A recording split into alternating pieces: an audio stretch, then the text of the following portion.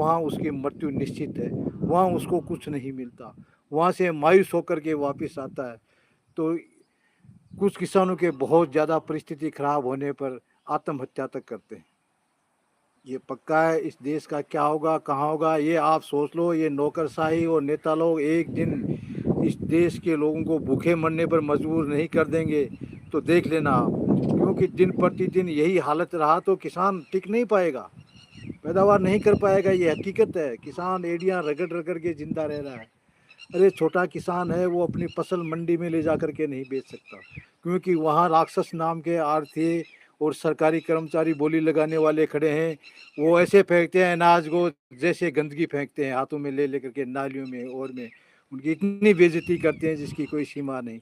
इतने 2000 रुपये, 1800 रुपये, 2100 रुपये, 1200 रुपये, ऐसे तो वो लोग बोली लगाते हैं जैसे कोई कूड़ा कचरा हो। उस अनाज की ये वैल्यू है। तो आप जिस चीज़ की ज़्यादा दुर्गति करोगे वही चीज़ एक दिन आपको रुलाएगी, ये निश्चित है। ये हालत है। दूध है अभी 28-30 रुपये लीटर गाँव में बिक रहा है। बाजार में भले ही 70-80 रुपये बिकता होगा, लेकिन ये बिचौलिए सब कुछ खा रहे हैं, कर रहे हैं। किसी पर कोई रोक टोक करने वाला नहीं है, कोई प्रतिबंध लगाने वाला नहीं है। तो भाई लोगों, ये मत सोचो आप कि हमारा तो चल रहा है, गुजारा अच्छा है, आपका चल रहा है तो आपके आने वाले औलाद का नहीं चलेगा ये। क्यों कि ये जो कृषि है ये आखिरी दौर है कृषि का। ये समझ लो कि किसान टिक के रहने की कोशिश कर रहा है, लेकिन फिर भी इस महंगाई के दौर में डीजल के इतने भाव हो गए, बुआई के इतने हो गए, थ्रेसरों के इतने हो गए, खाद वगैरह के इतने हो गए, जो कुछ है वो महंगाई है, मजदूरी है, वो भी किसानों पर अति भारी पड़ रही है। पैदावार का कुछ बंट नहीं रहा है तो इतनी भारी पड़ रही है, तो वो क्या करेगा बेचारा, नहीं टिक पाएगा वो। विदेशों में देखो आप, दूसरे देशों में कितनी कितनी सब्सिडियां मिलती है, तब जाके वहाँ के किसान टिक पा रहे हैं। लेकिन यहाँ कोई किसान का सहयोग करने का तैयार नहीं है, क्योंकि सुबह उसको खाने को चाहिए, दूध चाहिए, दही चाहिए, पनीर चाहिए, सब कुछ चाहिए उसको, बटर चाहिए।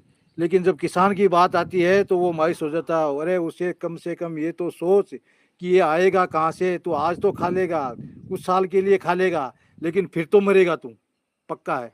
किसान फिर जिंदा हो जाएगा साला, लेकिन तू मरेगा पक्का है, ये इसमें दो राय नहीं है। इसलिए पहले से समझ जाओ कि किसान का, उसका परिश्रम का उचित मूल्य मिलना चाहिए, उसका सभी को सपोर्ट करना चाहिए। जबकि अभी के दौर में तो ऐसा नहीं लगता है। अभी के दौर में तो सिर्फ कर्मचारी, सरकारी कर्मचारी, अधिकारी और नेता लोगों की ही बल्ले बल्ले है।